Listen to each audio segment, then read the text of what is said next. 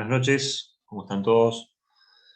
Bueno, vamos a dar una clase, siguiendo un poco la línea de la temática en la que venimos abordando de manera muy progresiva, digamos, todo lo que hace, digamos, a la composición de las remuneraciones, cómo va impactando en el Sistema Nacional digamos, de Seguridad Social, cómo va impactando en el Sistema Nacional de Salud. Hemos visto en clases anteriores el método de financiamiento de los planes de medicina, tanto a través de obras sociales o a través de medicina privada, ¿sí? Cómo están estructurados, pero fundamentalmente también, digamos, estuvimos analizando, digamos, al financiarse un poco cómo es la composición de las estructuras de costos, ¿no?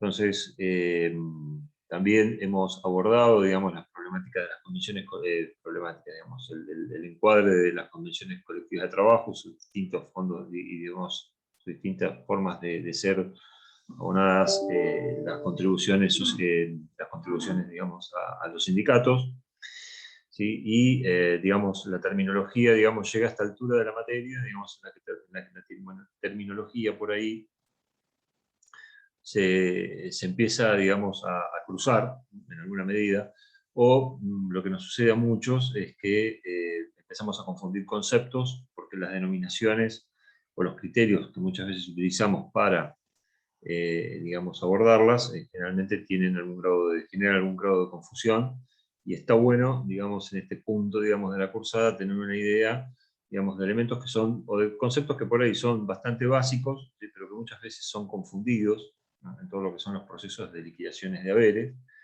¿sí? Por lo cual, digamos, este es el momento de empezar a trabajar, digamos, en lo que uno de los troncos principales de la materia, que es el proceso de generación de novedades de liquidación de haberes, en el cual, digamos, a modo de resumen y a modo de poder tener un reconto de cuáles son esas terminologías y esos conceptos que normalmente nosotros trabajamos, ¿sí? Hacer una presentación para que ustedes tengan en alguna medida, digamos, esta unificación de criterios que tratamos siempre de buscar. Digo, es una unificación de criterios, ¿sí? Tratando de ver o tratando de, en alguna medida, abordar esta problemática, que como ya muchas veces digo, es problemática en sí porque no siempre todas las personas que estamos involucradas en el área de recursos humanos, y sobre todo, digamos, cuando gestionamos en la administración de personal, hablamos generalmente de los mismos, en los mismos términos. Entonces, me pareció piola armar esta presentación, se las voy a subir al campus. Como les adelanté en el correo electrónico, el campus estoy teniendo algunos inconvenientes para poder ingresar, así que les adelanto esta clase, digamos, vía Facebook, vía la página de nuestra materia, y en la medida que el campus se active, se los suministraré en el campus virtual. Pero por lo menos lo pueden ir viendo, y en la medida que se active en el campus virtual, también luego de la presentación de esta clase sincrónica, ustedes lo que podrán hacer es un breve cuestionario, como para reforzar algunos de los conceptos que estamos planteando, digamos, en esta clase. Bien, vamos a abordar lo que es una estructura de costos laboral, ¿sí? Generalmente, digamos, como dije en algún momento, está bueno, digamos, repasar, digamos, el concepto en general. Es un concepto bastante amplio, ¿sí? La verdad que podemos tener muchas definiciones de lo que es una estructura de costos, ¿sí? Y como lo dije, digamos, en la introducción a esta clase, básicamente lo que tratamos de acá es unificar criterios con respecto, digamos, a alguna terminología y con respecto a los conceptos que utilizamos, digamos, que no son muchos, pero que, digamos, en alguna medida está bien que los vayamos repasando. ¿Sí? Generalmente, digamos, hay una confusión bastante generalizada, porque cada vez que se habla de costo laboral, se empieza a decir si es el sueldo neto, si es lo que cobra la persona, si es la remuneración bruta, si es la remuneración bruta más la seguridad social, ¿sí? En realidad es todo, ¿sí? Todo lo que la estructura de costos, digamos, nosotros queremos definir como costos laboral, digamos, asume una estructura de costos, digamos, que suma todos aquellos costos que, digamos, en alguna medida están involucrados, ¿sí? Digamos, lo que es el costo laboral final que paga una organización por tener una persona contratada en relación de dependencia, como vulgarmente decimos, ¿no es cierto? Así que esta es una definición mía, ¿sí? Es un concepto, ¿sí? Lo defino como que la organización debe abonar, ¿sí? Que suma todo aquello, pero siempre por encima de la remuneración bruta del colaborador. Y acá, el primer reparo, digamos, en el concepto de lo que denominamos remuneración bruta, ¿sí? Es importante, digamos, tenerlo muy presente, porque acá tenemos siempre las primeras confusiones. Quizá este no es la confusión tradicional, ¿sí? Pero muchas veces a partir de acá, digamos, surgen los primeros errores de interpretación que nos generan, ¿sí?, problemas a futuro. El sueldo bruto es la cantidad total de dinero que se paga sin tener en cuenta deducciones generalizadas por la ley, ¿sí? Es decir, no es el sueldo de bolsillo, que es el que llamamos sueldo neto. El sueldo neto es el que le transferimos directamente al trabajador. Sueldo bruto es aquel sueldo, ¿sí?, sobre el cual se definen algunas variables, que ahora vamos a ver cuáles son, ¿sí?, que deducidas las mismas se transforman en el sueldo neto. Nuestra base siempre es el sueldo bruto. Y acá, digamos, un primer reparo en lo que es el concepto de sueldo bruto. ¿Sí? En administración de personal o en recursos humanos siempre se habla de sueldos brutos. Es un error hablar de sueldos netos, ¿sí? Porque es el error que nos hace entrar, digamos, en la causalidad, ¿sí?, en de que si nosotros empezamos digamos, a estructurar sueldos netos para hacer un proceso de liquidación de sueldos, vamos a tener que tener un proceso por cada liquidación, ¿sí?, porque cada sueldo neto va a ser algo distinto, ¿sí? Esto en algunas industrias es bastante conocido, pues es una práctica bastante habitual, el cerrar sueldos netos. Y cerrar el sueldo neto, digamos, nos lleva, digamos, a realizar una operación a la inversa, que es la ponderación de cifra o el grossing up, que normalmente se denomina, ¿sí?, en el cual, digamos, tenemos que tener un dato que es importantísimo, que son, digamos, todas aquellas deducciones que se le hacen al trabajador. Pero vuelvo a repetir, si nosotros partimos del armado de un proceso de liquidación del sueldo a partir del sueldo neto, tendremos que tener tantos procesos como sueldo neto tengamos estipulado. Por eso siempre hablamos de sueldo bruto. Debajo del sueldo bruto, la deducción que dé es la que se gana, ¿sí? Cada trabajador, ¿sí?, tendrá que saber, digamos, cuáles son las deducciones. Generalmente acá no hay grandes controversias, no las hubo hasta que, digamos, hoy un impuesto muy conocido por todos, que es el impuesto a las ganancias, ¿sí?, que en la medida, digamos, de que sus mínimos imponibles empezaron a ser cada vez más cercanos, digamos, a la realidad del trabajador común, normal y habitual, ¿sí?, o del trabajador común, llamémoslo, ¿sí? Y digo trabajador común porque normalmente, al ser un impuesto, era un impuesto que estaba pensado, el impuesto a las ganancias, como un tributo, digamos, para aquellas remuneraciones que se consideraban, digamos, ya por encima de los niveles normales y habituales, ¿eh? Podríamos llamarlo a decir remuneraciones suntuosas o remuneraciones en alguna medida jerárquicas, ¿sí? Entonces, en la medida que este impuesto empezó, digamos, a acercarse a los mínimos imponibles, digamos, habituales, ¿sí?, digamos, es donde, digamos, normalmente, digamos, distorsiona mucho el poder hablar de sueldos netos. Entonces, una recomendación, digo más que recomendación, una sugerencia, a tenerla siempre presente, nosotros hablar siempre de sueldos netos, de sueldos brutos, perdón. Y si ustedes van a cualquier buscador de internet hoy por hoy, van a encontrar, digamos, que es muy habitual, incluso hasta los buscadores mismos, ¿sí?, hablen de sueldos netos. Y esto confunde muchísimo, ¿sí? Confunde muchísimo porque, digamos, en determinados niveles de remuneración es muy difícil estipular, o cuando uno piensa, digamos, en un sueldo neto hoy, ¿sí?, de 200.000 pesos, la cifra en un sueldo bruto salta sideralmente porque tengo que tener contemplado el impuesto a las ganancias. Cosa muy difícil de poder, digamos, realizar el famoso grossing up, porque para ello, digamos, ante una propuesta laboral tengo que conocer, digamos, la situación fiscal de la persona. Entonces, lo que es el famoso 572. Entonces, estas son todas problemáticas que se van sumando a una discusión que generalmente suma mucha confusión, por lo que recomendamos siempre hablar, entonces, creo que lo reiteré varias veces, la idea es que quede bien fijada, digamos, el concepto y que todos hablemos en el mismo idioma. Bien. Vamos a hacer, digamos, un resumen, ¿sí? No voy a entrar en mucho detalle con respecto, digamos, a las contribuciones sociales, que por encima del sueldo bruto son los primeros costes que tiene cualquier empleador en Argentina, ¿sí? Digamos, en el marco de la ley 27451, que es la última reforma que tenemos, en realidad, digamos, la menciona la 24451 porque instala, digamos, una diferenciación en lo que son las contribuciones sociales, ¿sí? A las contribuciones a la seguridad social, que ustedes seguramente escucharán hablar por ahí del inciso A y inciso B. El inciso A, digamos, es el de la primera columna, la voy a señalar, ¿sí? con el cursor. Perdón. ¿Sí? Tiene que ver con lo que tributa cualquier empresa en Argentina, cualquier empleador en Argentina, es lo que tributa, digamos, por encima de las contribuciones, por encima de los sueldos brutos de cada trabajador. Y el inciso B, que, digamos, está en el marco de la ley de pymes, ¿sí? Que es un porcentaje, como podrán ver, sensiblemente menor, un poquito más de un 2%, con lo cual, digamos, la pyme tiene algún beneficio, digamos, en lo que son deducciones, en lo que son pago de aportes a la seguridad social. Segundo concepto que tenemos que tener, o segundo y tercer concepto que tenemos que tener bien en cuenta, es qué es una contribución y qué es un aporte. La contribución es siempre lo que paga el empleador, ¿sí? Y generalmente ustedes escucharán hablar por allí de las contribuciones a la seguridad social como un término general, ¿sí? Es un error también bastante común, que se comete, incluso, digamos, si ingresan a varias, si ustedes hacen un googleo general, digamos, del término, van a encontrar que hay bastante, digamos, controversia cada vez que se habla de contribuciones.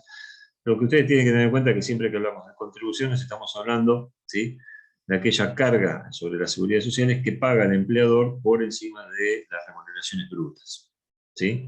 Ahí siempre estamos hablando de remuneraciones, ¿sí? Las mismas están constituidas por la jubilación, por el Instituto Nacional digamos, de la Seguridad, digamos, a jubilados y pensionados, ¿sí? Servicio de jubilados y pensionados, o el PAMI, asignaciones familiares, obra social, que lo hemos visto en otras clases anteriores, Fondo Nacional de Empleo, ¿sí? Eso es un total de contribuciones, tanto para el inciso A del 26,44% y para el inciso B del 24%. Luego tenemos la columna de los aportes. Los aportes son aquella porción de la seguridad social que, digamos, financia, pongámoslo entre comillas, el trabajador, es decir, que son deducidas de su recibo de sueldo, que las abona el empleador, ¿sí?, por el Sistema Único de Seguridad Social, por el famoso 931, pero que son deducidas digamos, de la remuneración bruta del colaborador. De ahí es que surge el sueldo neto, ¿sí? Normalmente, digamos, las tradicionales son jubilación, el 11%, PAMI, el 3%, y la obra social, el 3%. El 17% son aportes que se deducen de cualquier remuneración. Pongo otros costos, ¿sí? ¿Por qué hay otros costos? ¿Sí? Que normalmente, digamos, estos son, digamos, los conceptos que uno, digamos, tiene generalmente atado, digamos, a lo que es lo tradicional. Pero tenemos otro tipo de costos, tenemos contribuciones sindicales, por ejemplo, contribuciones que paga el empleador, ¿sí? Y también tenemos aportes del trabajador, ¿sí? Hemos visto en alguna clase, digamos, el tema del convenio colectivo de comercio, ¿sí?, que tiene contribución por un lado, que es lo que paga el empleador, y tiene un aporte, ¿sí?, que está delimitado, digamos, generalmente, digamos, está delimitado en dos conceptos. Ustedes van a ver en su recibo de sueldo, aquellos que trabajan por empleados de comercio, que tienen un 2% de descuento por el Sindicato de Empleados de Comercio y un 0,5% por la federación, por lo que se llama el FAESIS.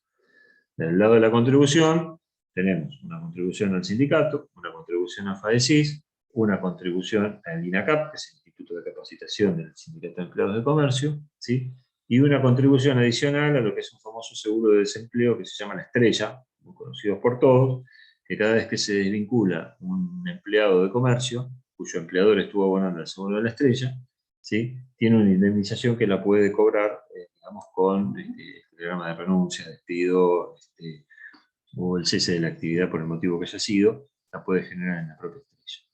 Después, cada sindicato tiene, digamos, sus contribuciones y sus aportes particulares. Pueden ser porcentajes, pueden ser montos fijos, ¿sí? Está en otros sindicatos, como el de choferes y camiones, el seguro de sepelio, que también es un aporte, digamos, que se le descuenta al trabajador, ¿sí? Con lo cual, muchas veces este 17% termina siendo una cifra muy superior, ¿sí? Generalmente está en torno al 20, 19,5, 20,5. Tenemos aportes que son generalmente bastante sustosos. No estamos hablando aquí todavía de la cuota sindical, es decir, aquel empleado, que obviamente acá el empleador no tiene que abonar nada, pero sí es la cuota sindical que un empleado que se afilie, digamos, a algunos sindicatos también le descontaría. ¿Sí? Cada sindicato generalmente son del 3%, ¿sí? Pero digamos hay algunas otras afiliaciones que generan, digamos, algún coste adicional. Otros costos que podemos tener adicionados aquí, digamos, tiene que ver con lo que es ley de riesgo de trabajo, aseguradora de riesgo de trabajo. Esto lo paga únicamente, es una contribución. ¿Sí? Esa contribución la abona el empleador. Generalmente es un porcentaje que, digamos, consensúa el empleador con la aseguradora de riesgo de trabajo, ¿sí? Que es obligatorio. Y en alguna medida, digamos, también digamos, está sujeta, digamos, a lo que es el plan de seguridad e higiene, de seguridad del trabajo de la empresa. Con esto que quiero decir que a veces puede tener un costo elevado según la siniestralidad y otras veces los costos son verdaderamente bajos, atendiendo a empresas que generalmente no tienen grandes, digamos, contingencias laborales, por lo menos en lo que hace a riesgo de trabajo. Bien. Acá vamos a empezar a hablar de los conceptos. Todos sabemos lo que son los conceptos, son, digamos, todos aquellos ítems de pago, ¿sí? Que pueden ser de descuento, que pueden ser de pago, también, que pueden ser también de descuento, ¿sí? Que están compuestos de nuestros recibos de sueldo. El recibo de sueldo es una sumatoria de conceptos, ¿sí? Que por un lado son pagos, son ítems de pago, y por otro lado tenemos los descuentos. ¿Cuáles son los descuentos? Los aportes que estuvimos hablando normalmente recién. Se pueden asumir algún que otro descuento más, que si hubiese un préstamo, si hubiese un adelanto, pero bueno, generalmente tenemos conceptos, ¿sí? Que son de pago, sobre los que ahora nos vamos a estar concentrando en este análisis, y acá un punto, ¿sí? Que también, digamos, tenemos que ponernos de acuerdo, digamos, con respecto, digamos, a la terminología, es el concepto, que es un concepto remunerativo y que es un concepto no remunerativo. Y yo creo que también en los conceptos no remunerativos también tenemos parcialmente no remunerativos, porque en algunos casos toman algunas deducciones, no necesariamente todas. Concepto remunerativo es el que está sujeto, digamos, a todo, digamos, a todas las deducciones de ley. Básicamente, los aportes. Y está sujeto al pago de contribuciones, es decir, que todos los conceptos remunerativos, ¿sí? El empleador siempre tiene que pagar las contribuciones vistas en el anterior cuadro y tiene que deducir los aportes realizados, que también analizamos en el cuadro anterior. Por el contrario, los conceptos no remunerativos son aquellos que están atados, digamos, que no tienen ningún tipo de descuento, ni ningún tipo de contribución. ¿Sí? Es decir, si yo pacto 10.000 pesos, esos 10.000 pesos, ¿sí? No tendrán ningún tipo de contribución, ni ningún tipo de aporte. Es decir, se cobrarán como si fuese, digamos, una suma fija, sin ningún tipo de deducción. Conceptos no remunerativos, y acá vamos a profundizar un poquitito más. Digo, ¿por qué? Vamos primero por partes.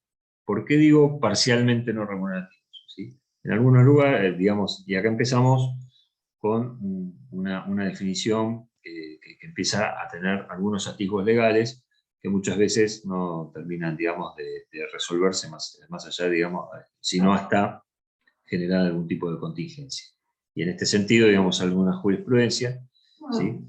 Sentada respecto, digamos, a que muchos conceptos no remunerativos que se pactan, incluso, digamos, instancias de acuerdos paritarios, no necesariamente, digamos, son considerados por la ley, sí, como tales, como no remunerativos. No remunerativo, tenemos solo 3 tipos de conceptos dentro de la ley de contrato de trabajo, ¿sí? Que son las vacaciones no gozadas, el SAC que se calcula sobre las vacaciones no gozadas, y la gratificación especial por cese.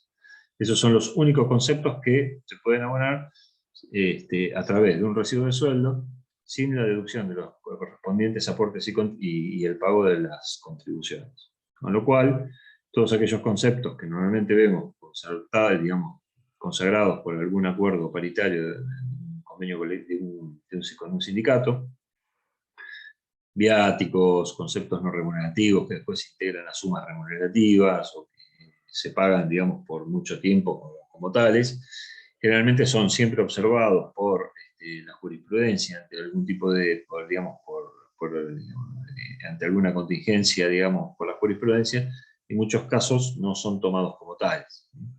O sea que tenemos que tener mucho cuidado cuando asumimos el costo laboral o la contingencia de tener sueldos abonados como a través de conceptos no remunerativos. En el presente, así que no es que el empleador tiene un costo menor, ¿sí? En el momento digamos, del desembolso eso puede ser, pero eso no quita, digamos, de que haya una contingencia futura, como también, digamos, las consecuencias por parte del empleado, ¿no?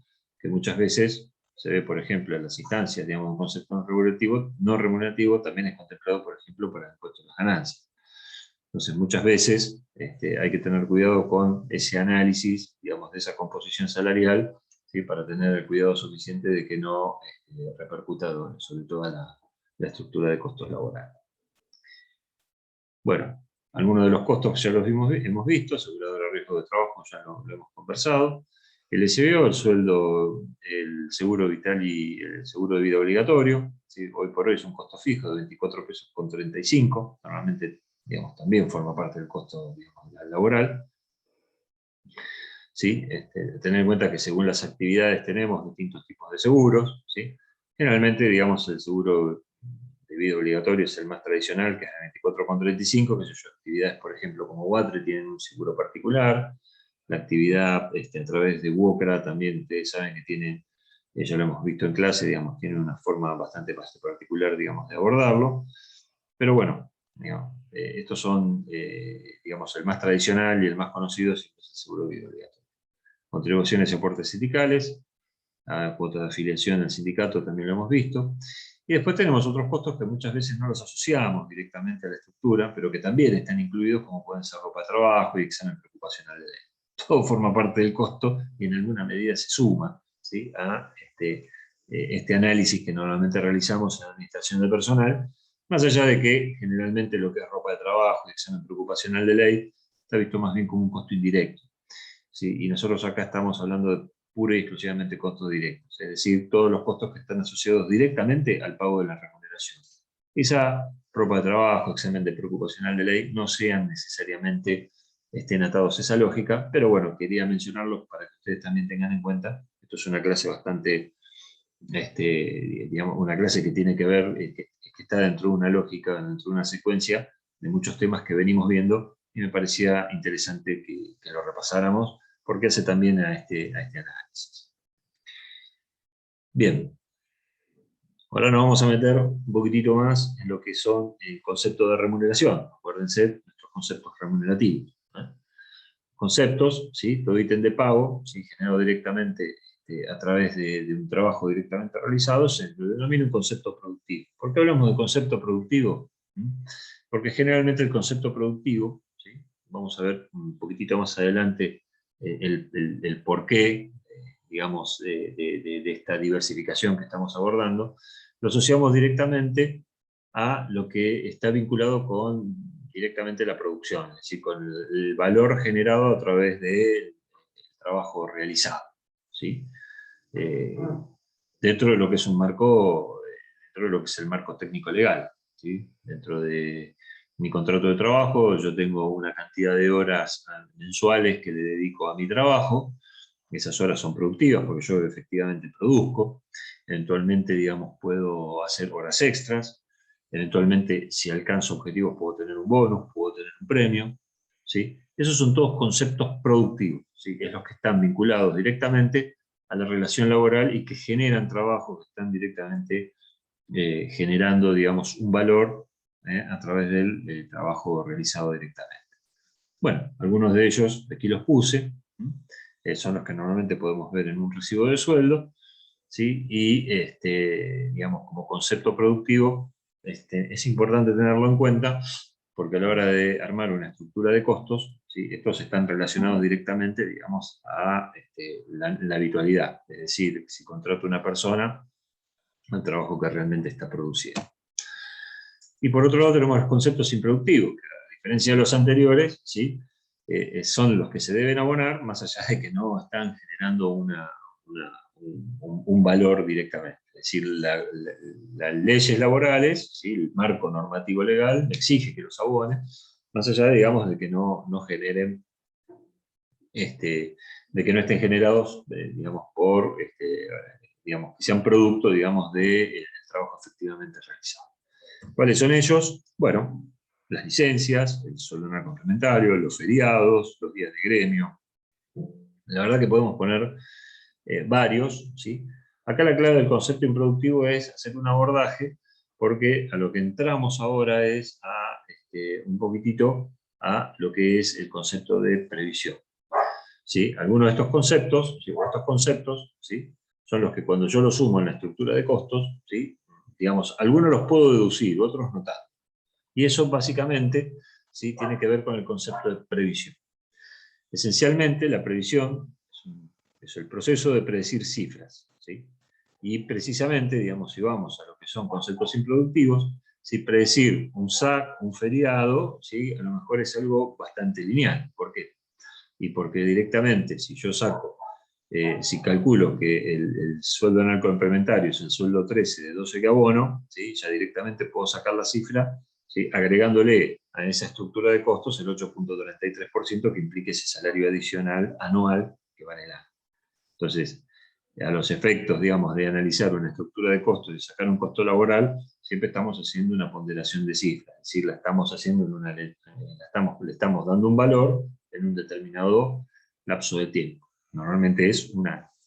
Entonces, el SAC es algo bastante fácil de, digamos, de predecir. También el feriado, ¿sí? Si nosotros sacamos los feriados nacionales más los días no laborales que tenemos, digamos, en el marco normativo, ¿sí? No tengo presente ahora, pero veo que eran 20, digamos, también es una cifra bastante posible de sacar, ¿sí? Directamente asociamos esa cantidad de feriados nacionales, ¿sí? Con respecto a la cantidad de días laborales que tenemos dentro del año, y podemos sacar un porcentaje de previsión, ¿sí? Bastante acertado, ¿sí? No digo exacto, pero bastante acertado, de lo que, de lo que debería ser ese costo laboral. Y hay otros que son bastante poco predecibles. No voy a hablar de los accidentes de trabajo porque está atado directamente a un costo que abona, digamos, el empleador, ¿sí? Dentro de lo que es la relación laboral, dentro de lo que es tener una aseguradora de riesgos de trabajo, digamos que contenga, digamos, todo ese costo laboral, más allá de los 10 primeros días laborales que de un accidente de trabajo se hace cargo el empleador, el resto se hace cargo todo la aseguradora de riesgos de trabajo, lo cual ese porcentaje que se abona de manera mensual y de manera obligatoria, ¿sí? Generalmente es el que contiene ese coste que, digamos, no es necesario previsionarlo, como ya dije, más allá de esos 10 primeros días que están a cargo del empleador. Pero sí hay otros, ¿sí? Como pueden ser los despidos, ¿sí? Que son cifras un poco predecibles, ¿sí? Las licencias, ¿sí? Y acá las licencias, estamos hablando de las licencias que no son, digamos, las tradicionales, ¿no? Que no son, perdón, que no son las licencias regulares, ¿sí? Sino que son aquellas licencias, por ejemplo, de enfermedades inculpables, ¿no? Quizá aquí debería haberlo puesto aparte, porque yo no puedo predecir, digamos, cuándo una persona se puede enfermar o no puedo predecir si voy a despedir a una persona o no. En estos casos, generalmente, se buscan índices que, digamos, en alguna manera reflejen un poco la realidad del empleador. Es decir, si tienen actividades que, digamos, requieren personal que tiene, digamos, determinadas características, no sé, por ejemplo, de antigüedad, quizás sea una población que sea más susceptible a enfermedades que una población de empleados que a lo mejor sean más jóvenes. O quizás digamos, el tipo de actividad, qué sé yo, si realizan actividad, como en el caso de seguridad, que realizan actividades en el ambiente, digamos, en el exterior, muy probablemente estén más sujetos a enfermedades, digamos, como un resfrío, como una gripe, que, digamos, gente que trabaja dentro de un ambiente con un poco más de contención lo que aspectos climáticos hace. Entonces, todo esto, siempre dentro de una organización, lo que uno busca siempre es buscar índices que, digamos, permitan en alguna medida, ¿sí? Poder abordar, digamos, un número que sea lo más representativo de la actividad. Por otro lado, se manejan, digamos, con costos presupuestados, ¿sí? si una organización prevé un buen año, ¿sí? Dentro de sus objetivos tiene un buen año, muy probablemente tenga una muy baja previsión de despidos, ¿sí? Digamos, atada, digamos, a la no necesidad, digamos, de ajustar sus plantillas por cuestiones de falta de producción, por ejemplo. Pero bueno, son por ahí algunas variables que no son tan sencillas de ubicar. Tampoco quiero reparar mucho en este sentido porque no es una clase de costos, sino, digamos, de elementos que, digamos, hacen al armado de la estructura para que ustedes los tengan presente. Pero no pretendo en esta clase hacer una clase de contabilidad de costos porque ni siquiera yo, digamos, tengo lo suficientemente los conocimientos para hacerlo en profundidad, pero sí que tengan los conceptos que componen la misma como para abordar el tema en cualquier tipo de organización cada vez que hablen de costo laboral, que no solamente es la remuneración bruta del trabajador. Bueno, como dijimos anteriormente, las previsiones esencialmente, ¿sí? se trata de predecir cifras futuras para el negocio de la organización. Y como dije, en aquellos casos en que no es tan sencillo, digamos, poder, digamos, asociarlas, digamos, a un número directamente, como en el caso del SAC, ¿sí? Están correlacionadas con estadísticas pasadas, ¿sí? Y se trata de buscar estimación de datos históricos. Bueno, llegado a este punto, los conceptos previsionables generalmente son aquellos conceptos que son no productivos, ¿sí? Algunos, como dijimos, son conceptos que son más sencillos de poder, digamos, calcular, otros hechos en estadísticas, son varios de los que hemos conversado. ¿Cómo se compone la estructura de costos? Bien, llegado a este punto, el total de los salarios, productivos, remunerativos o no, ¿sí? Más los costos previsionados, es decir, los conceptos improductivos. Y acá hago un reparo, muchas veces se previsiona todo. Cuando se habla de previsión, se habla de previsionar toda la estructura. Acá vamos a desglosarlo, porque generalmente, digamos, asumimos de que el salario ya lo tenemos, digamos, asumido, ya lo tenemos que abonar sí o sí, ¿sí? Y lo que estamos abonando, digamos, lo que tenemos que previsionar son los conceptos improductivos, más las contribuciones, acuérdense, inciso A y inciso B, según sea, digamos, el tipo de empleador, eso te da el costo laboral total de la empresa. Este es un Excel que les preparé, ¿sí?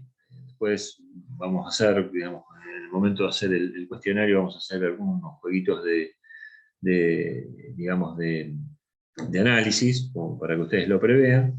Entonces, básicamente, digamos, cómo se estructura o cómo se planifica, digamos, con un poco de mayor detalle, digamos, el costo laboral de un empleado que en este caso va a ganar 100.000 pesos, ¿sí? 100.000 pesos brutos.